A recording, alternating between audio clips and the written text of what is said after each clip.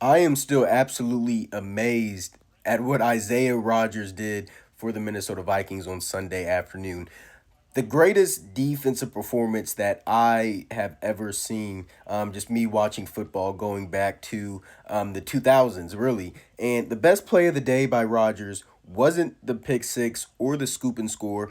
It came when he defended a pass on T. Higgins in the end zone, preventing a touchdown on 3rd and 7 or 8. But that's 6'4" on 5'10". T. Higgins has a significant size advantage on Rodgers.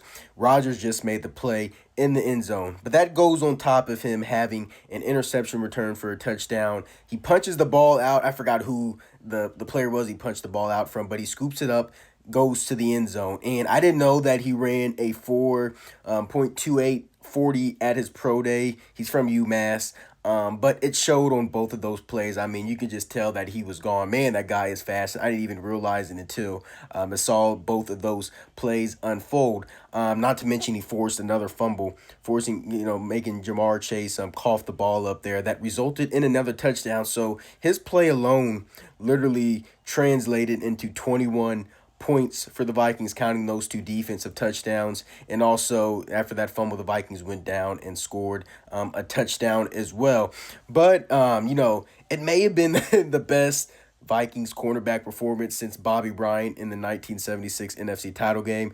Older Vikings fans, you might have to, tell me if there was a better performance in between those two times. But, he posted the first perfect game in PFF history. I don't know how this has never been done before, but a 99.9 PFF grade has never been done, and Rodgers was the first player to do that. But it's just another, also just from the front office side, another great free agent signing by Kwesi Adolfo-Mensah. He's just been so good at this. I believe Rodgers was one of the first free agent signings this team made. Brian Flores was hyped about him, and they got him from the Philadelphia Eagles.